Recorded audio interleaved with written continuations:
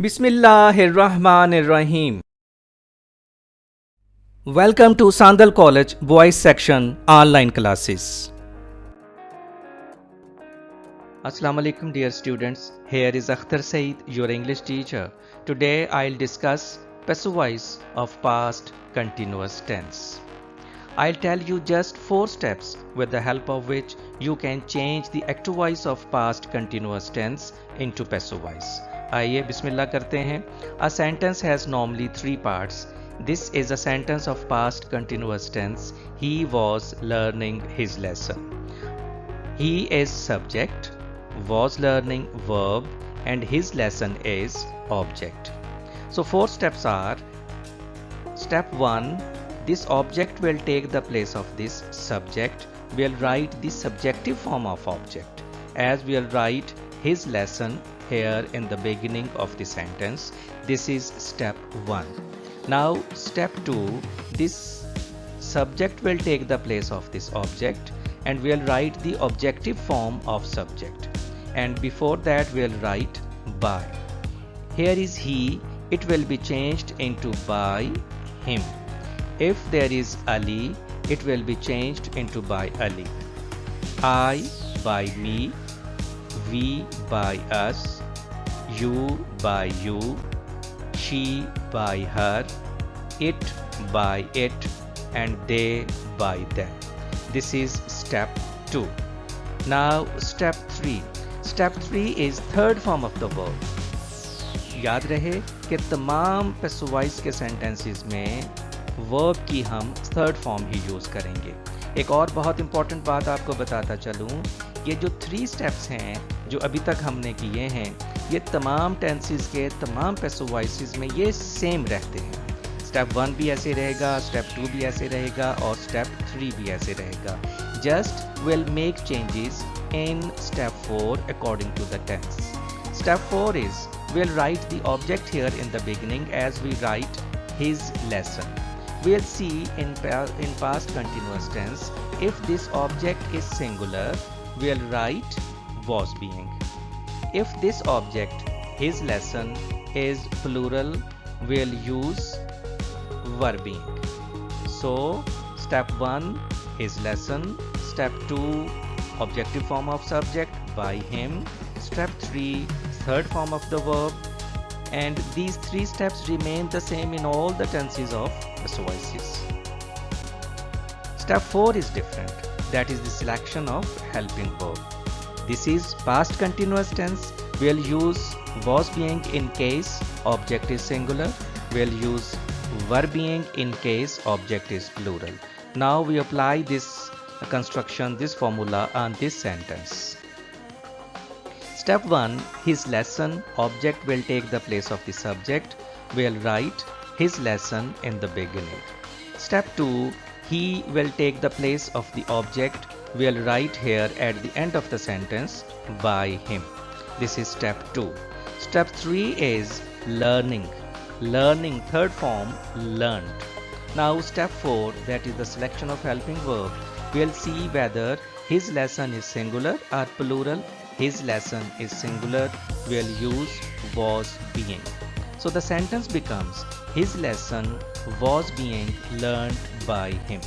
Dear students, अगर आप इस सेंटेंस को नेगेटिव में चेंज करना चाहें तो helping verb was, helping verb is, am, are, was, were, do, did, does, has, have, had, will, would, shall, should, may, might, can, could, इनके बाद अगर आप नॉट लगा दें तो सेंटेंस नेगेटिव बन जाता है. His lesson was not being learnt by him. तो ये नेगेटिव हो गया. If we want to make it interrogative, we'll write this helping verb was in the beginning, was here, and then his lesson in place of this object was. So was his lesson. The rest of the sentence will remain the same. Being learned by him. And don't forget to write question mark at the end of the sentence. So the interrogative sentence becomes, was his lesson being learnt by him. और अगर आप इसको negative भी बनाना चाहते हैं तो not अपनी जगह पे ही रहेगा, यानी इधर ही रहेगा। Was his lesson not being learnt by him? Was this lesson not being learnt by him? I hope आपको इस एग्जाम्पल सेंटेंस से कुछ समझ आई होगी। अब हम इसकी प्रैक्टिस करते हैं। Now dear students, अब हम कुछ सेंटेंसेस की प्रैक्टिस करते हैं ताकि आपको अच्छी तरह से इसकी समझ आ जाए कि पास्ट कंटिन्यूअस टेंस के सेंटेंसेस को पैसिव वॉइस में कैसे चेंज करते हैं। आपकी आसानी के लिए मैंने पूरी कंस्ट्रक्शन यहाँ लिख दी है।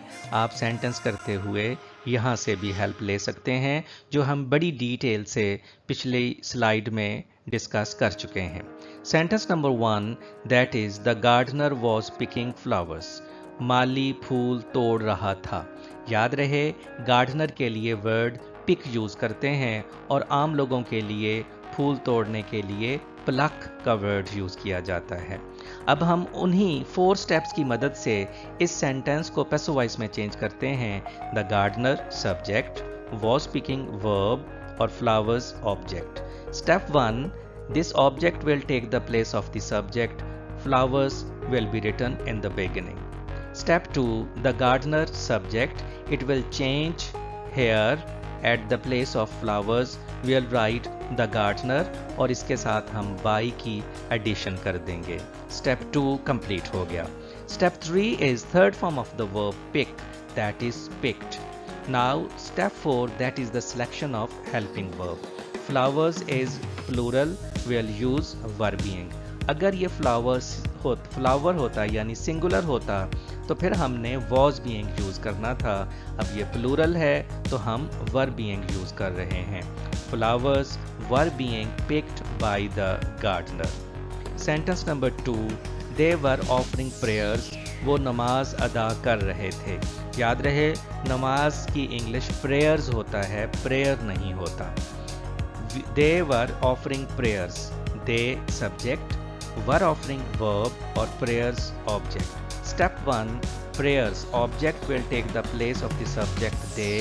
We'll write prayers here in the beginning of the sentence. Step 2, this subject, इसको हम object की जगह पे लिखेंगे by them. Step 3, third form of the verb offering is offered. Now step 4, that is the selection of helping verb. Prayers is plural, we'll use were being. Prayers were being offered by them.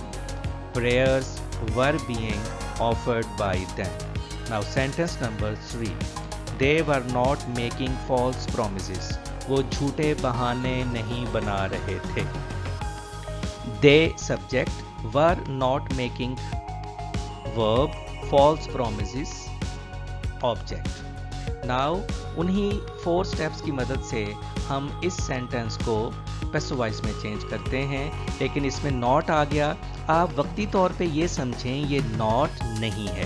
They were making false promises, तो ये simple sentence हो गया। इसका हम पहले passive voice बनाते हैं, तो नॉट की एडिशन हम बाद में करेंगे। कैसे करेंगे वो देखते हैं। First of all, false promises is object, ये दे सब्जेक्ट की जगह पे आ जाएगा, यानी पैसिव वॉइस में ऑब्जेक्ट स्टार्ट में लिखा जाता है। फॉल्स प्रोमिसेस, अगरचे अब ये पैसिव वॉइस का सब्जेक्ट बन गया, एक्टिव वॉइस का ये ऑब्जेक्ट था। False promises step 1। Step 2, they subject, it will take the place of the object false promises, we'll write by them. Now third form of the verb making, that is made. Now that is the step 4, selection of helping verb. False promises again is a plural noun, we'll use were being. False promises were being made by them. Dear students, याद रहे was were helping verb है। किसी भी sentence में कोई helping verb use हो, जैसे is, am, are, was, were, do, did, does, has, have, had, will, shall वगैरह, तो अगर आपने नेगेटिव सेंटेंस बनाना है और इनमें से कोई भी हेल्पिंग वर्ब यूज हुआ है तो आप उसके बाद नॉट लिख दें, वो सेंटेंस नेगेटिव हो जाएगा। और उसी हेल्पिंग वर्ब को अगर हम स्टार्ट में ले आएं तो वो इंट्रोगेटिव सेंटेंस यानी सवालिया फिक्रा हो जाएगा। Here we'll use not after helping verb were. False promises were not being made by them. False promises were not being made by them. Now dear students, sentence number 4, Syme was giving him a garland. Syme subject, subject कहते हैं जो कोई काम करता है, इसको doer of action भी कहते हैं, इसे एक्टर भी कहते हैं। was giving, verb is the action done by the subject and object is something or someone that receives the action done by the subject. Him is receiving the action done by the subject that is giving. So him is an object here and a garland is also another object here. A garland is a direct object and him is indirect object. चूंकि इसमें दो object आ गए हैं, him और garland, तो हम इस sentence को दो तरीकों से पैसिव वॉइस में चेंज करेंगे ताकि आपके वो समझ अच्छी तरीके से आ जाए। फिर आप अपनी मर्जी से इनमें से कोई एक लिखेंगे अगर पेपर में इस किस्म का कोई सेंटेंस आ जाता है जिसमें दो ऑब्जेक्ट होते हैं, यानी अ गारलैंड की तरह डायरेक्ट ऑब्जेक्ट और हिम प्रोनाउन की तरह indirect object. Step 1, that is a garland. हम पहले गारलैंड चूँकि डायरेक्ट ऑब्जेक्ट है इसको हम पहले लिखेंगे। स्टेप 1 के तौर पे हम लिखेंगे a garland in the beginning. Step 2, same, it will change the place of the object. Will write same at the end और उसके साथ हम बाई का एडिशन कर देंगे। स्टेप 2 हो गया। Step 3 is giving, third form of the verb giving is given and will add to before indirect object him. Passive voice में गिवन टू हिम यानी थर्ड फॉर्म के साथ टू लगाएंगे और वो जो प्रोनाउन है जिसकी ऑब्जेक्टिव फॉर्म है वो ऐसे ही उसके साथ लिख देंगे। याद रखें, जब हिम इनडायरेक्ट ऑब्जेक्ट वर्ब के फौरन बाद आएगा और ऑब्जेक्ट से पहले आएगा तो फिर टू नहीं लिखेंगे, पैसिव वॉइस में टू लिखेंगे। Now step 4, that is the selection of helping verb. A garland is singular. Here we'll see was being because it is singular. If this a garland is plural, we'll use were being. अब देखें, a garland singular है तो इसके साथ हम was being use करेंगे। A garland was being given to him by Syme. A garland was being given to him by Syme. Sentence number 5. This is the same sentence as sentence number 4. Syme was giving him a garland. Syme उसे एक हार दे रहा था। Syme subject was giving verb, him indirect object and a garland direct object. यहाँ हम a garland को शुरू में लेके गए थे और यहाँ हम him को स्टार्ट में लेके जाएंगे। So step 1 is object will take the place of the subject. Will write him. यहाँ हमने देखा अगर सब्जेक्ट ही है और उसको पैसिव वॉइस में हम चेंज करते हैं तो लिखते हैं by him, और अगर यहाँ him है तो पैसिव वॉइस में जब इसे सब्जेक्ट के तौर पे स्टार्ट में लिखेंगे तो इसकी सब्जेक्टिव फॉर्म आएगी, दैट इज he. ये मैंने फर्स्ट स्लाइड में भी आपको बताया था कि हमने ऑब्जेक्ट की सब्जेक्टिव फॉर्म लिखनी है, he.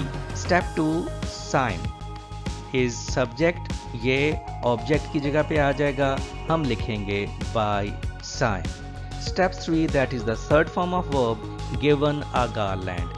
देखिए इस सेंटेंस में given to him लिखा था और चूंकि ये प्रोनाउन था इसके साथ to को ऐड किया था, और given a garland ये नाउन है तो इसके साथ to लिखने की ज़रूरत नहीं है।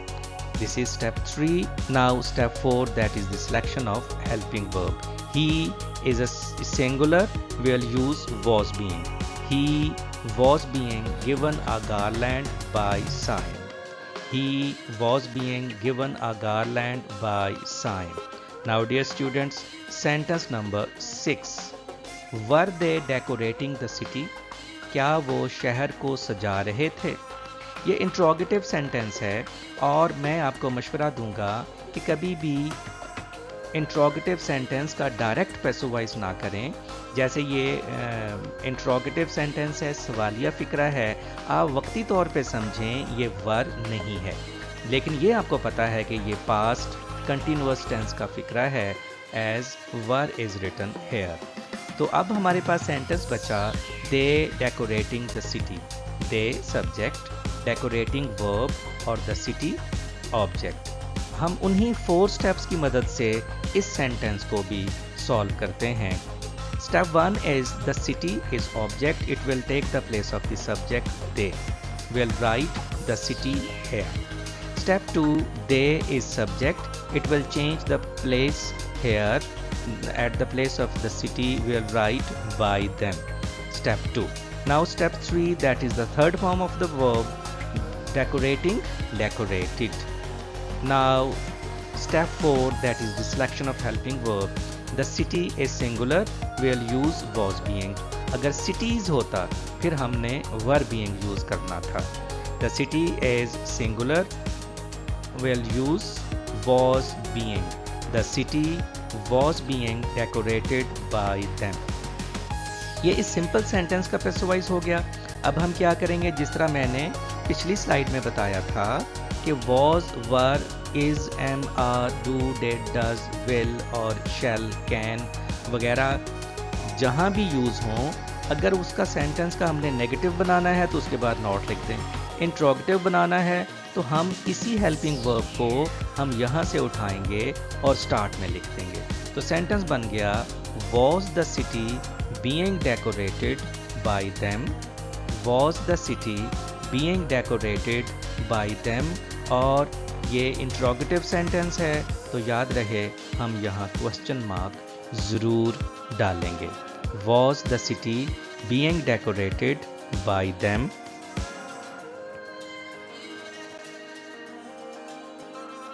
Now dear students, sentence number 7. The doctors were operating upon the patient. Doctor मरीज का ऑपरेशन कर रहे थे। The doctors subject, were operating upon, verb और the patient object। Object step 1 में ऑब्जेक्ट को हम सब्जेक्ट की जगह पे लिखते हैं the patient। Step 2, this subject will take the place of the object, we'll write the doctors और उससे पहले हम by ऐड करते हैं by the doctors। Step 3, third form of the verb, that is operated upon। Step 4, selection of helping verb, the patient is singular, we'll use was being। अगर patients होता फिर हम लिखते were being। अब ये singular है the patient, so we'll use was being here। The patient was being operated upon by the doctors। The patient was being operated upon by the doctors। Now sentence number 8. The children were making paper boats। बच्चे कागज़ की कश्तियाँ बना रहे थे। The children subject, ये action कर रहे हैं, ये डूअर ऑफ एक्शन है, ये सब्जेक्ट, ये एक्टर है, तो इसको हम सब्जेक्ट कहेंगे। उनका जो एक्शन होता है वो वर्ब कहलाता है, जो वो काम कर रहे होते हैं। जैसे वर मेकिंग, ये उनका एक्शन है, इसको हम वर्ब कहेंगे। और ऑब्जेक्ट कहते हैं जो उस एक्शन को जो उस सब्जेक्ट ने किया उसको रिसीव करने वाला हो। पेपर बोट्स, तो paper boats is object. Step 1, object will take the place of the subject, will write paper boats here. जैसे मैंने हर सेंटेंस के लिए तमाम स्टेप्स को गिन के आपको बताया है, आपने भी इन स्टेप्स को गिन के ही पूरा करना है ताकि कोई स्टेप मिस ना हो जाए, आप गलती ना करें और उसकी वजह से खुदा ना खास्ता आपके मार्क्स ना डिडक्ट हो जाएं। Paper boats, step 1। Step 2, the children subject, it will take the place of the object, will write the children at the end of the sentence और उससे पहले हम बाई को ऐड करेंगे। Step 3, third form of the verb made, make, made, made. Now step 4, that is the selection of helping verb. Paper boats, ये singular है या plural है? Paper boats. हमने बोट्स को देखना, पेपर को नहीं देखना। पेपर बोट्स प्लूरल ये नाउन है, will use were being. Paper boats were being made by the children. Paper boats were being made by the children. Now dear students, sentence number 9, who was delivering a speech. कौन तकरीर कर रहा था। इसको double interrogative कहा जा सकता है क्योंकि इसमें WH का वर्ड आया है और हेल्पिंग वर्ब भी स्टार्ट में है। Who was delivering a speech. आप डायरेक्ट इसका पैसिव वॉइस नहीं बनाएं। आप वक्ती तौर पे ये समझें कि हु भी नहीं है और वॉज भी नहीं है, लेकिन ये आपको याद रहे कि ये सेंटेंस पास्ट कंटिन्यूअस टेंस का है। Delivering a speech. A speech is object. हम स्टेप 1 में क्या करते हैं कि ऑब्जेक्ट को हम स्टार्ट में लिखते हैं। हमने लिख दिया अ स्पीच। अब इसमें हमने हु को यहाँ सब्जेक्ट है उसको मिस कर दिया, हम अभी हु नहीं लिखेंगे। नाउ स्टेप 2 दैट इज वो हमने मिस कर दिया। अब step 3 that is the third form of the verb delivered. A speech delivered. Now step 4 that is the selection of helping verb. A speech is a singular noun.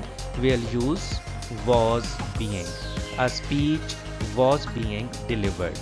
अब देखें ये sentence interrogative है, ये सवालिया फिक्रा है।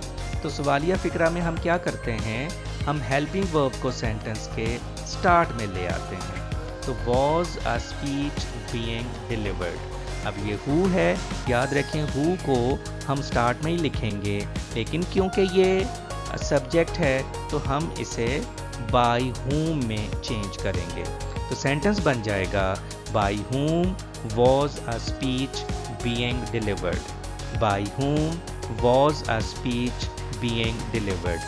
As it is an interrogative sentence, we'll write question mark at the end of the sentence. By whom was a speech being delivered.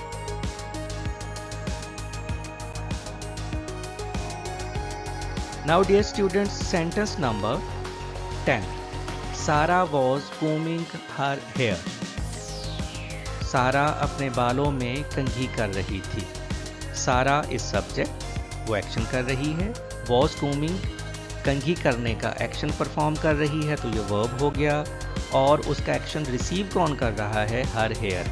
और याद रहे जनरल बालों की बात हो तो इसका प्लूरल नहीं लिखते, हेयर्स नहीं लिखते, हेयर ही लिखते हैं। अगर आप बालों को काउंट कर सकते हैं, जैसे 2 बाल, 3 बाल, 3 ग्रे हेयर्स, फिर आप इसका प्लूरल लिखेंगे। अदरवाइज जनरल बालों के मुताल्लिक बात हो तो उसको हम प्लूरल फॉर्म में नहीं लिखते, वो हेयर ही रहता है और इसके साथ फिर वर्ब भी सिंगुलर यूज करते हैं। Step 1 that is object here, her here, इसको हम स्टार्ट में लिखेंगे। हम इसे लिखेंगे her here in the beginning of the sentence. This is step number 1. Step 2 subject will take the place of the object. We'll write by Sarah at the end of the sentence. Step 3 third form of the verb combed. Step 4 that is the selection of helping verb. Her hair is singular, हम was being use करेंगे। Her hair was being combed by Sarah. Her hair was being combed by Sarah. Sentence number 11. They were depositing money in the bank. वो bank में रकम जमा करवा रहे थे। They subject, were depositing verb, money object और in the bank ये phrase है और इसको पैसिव वॉइस में भी हम एंड पे ही लिखेंगे। और आप समझें अभी के इन द बैंक यहाँ नहीं है, money is object here, we'll write money in the beginning of the sentence. This is step 1.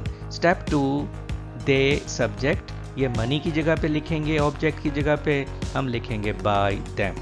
Step 3 third form of the verb, depositing का deposited. Step 4 that is the selection of helping verb. Money is a singular noun, we'll use was being. Money was being deposited by them.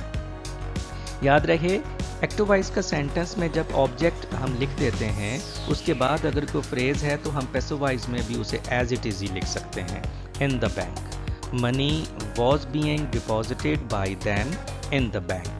Money was being deposited by them in the bank. Now sentence number 12. Why was the police dispersing the crowd? Police मजमे को मुंतशिर क्यों कर रही थी? ये फिर एक डबल इंट्रोगेटिव सेंटेंस आ गया। वाई ये इंट्रोगेटिव प्रोनाउन है, वाई और वॉज हम समझेंगे ये दोनों सेंटेंस में अभी नहीं है। The police dispersing the crowd, इसमें the police subject, dispersing verb, the crowd object. हम उन्हीं 4 स्टेप्स को यहाँ भी फॉलो करेंगे। Step 1, object will take the place of the subject. The crowd will be written in the beginning of the sentence. Step 2, the police. हम इसको crowd की जगह पे यूज़ करेंगे। उससे पहले by ऐड करते हैं पैसिव में, by the police. Sentence step 3, that is third form of the verb, dispersed. The crowd dispersed by the police. Now step 4, that is the selection of the helping verb.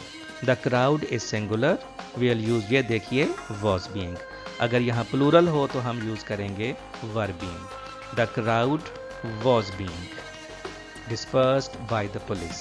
अब ये interrogative sentence है और याद रखें interrogative sentence में helping verb हमेशा शुरू में आता है और हेल्पिंग वर्ब ज़रूर होता है जब आपने इंट्रोगेटिव सेंटेंस बनाना है या आपने नेगेटिव सेंटेंस बनाना है। इसको हेल्पिंग वर्ब कहते ही इसलिए हैं क्योंकि ये टेंस बनाने में, नेगेटिव बनाने में या इंट्रोगेटिव बनाने में हेल्प करते हैं, अदरवाइज तो इन्हें ऑक्सिलरी वर्ब कहते हैं। हम इस वॉज हेल्पिंग वर्ब को यहाँ से उठाएंगे और सेंटेंस के स्टार्ट में लिख देंगे। Was the crowd being dispersed by the police?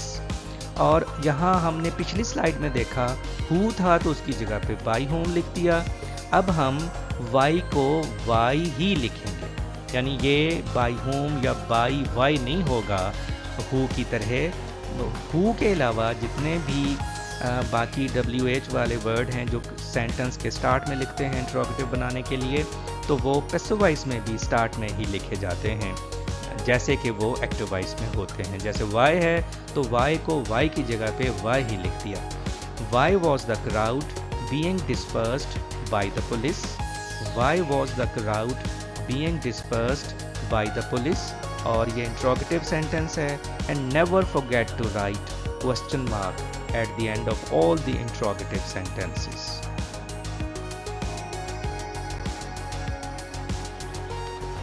Now dear students, sentence number 13. The architects were constructing a big building. माहिर तामीरात एक बड़ी इमारत तामीर कर रहे थे। The architects subject, were constructing verb, a big building object.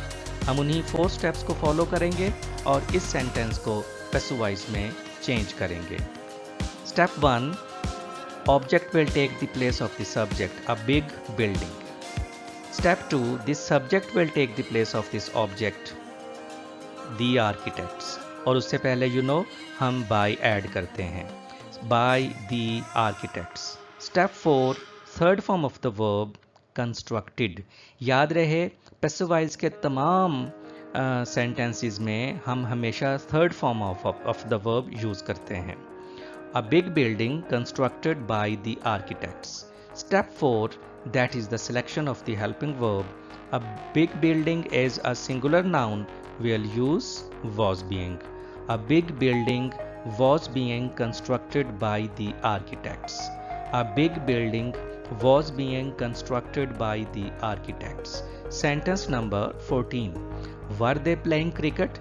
क्या वो क्रिकेट खेल रहे थे? इंट्रोगेटिव सेंटेंस आ गया। हम क्या करेंगे? हम समझेंगे ये हेल्पिंग वर्ब वर नहीं है।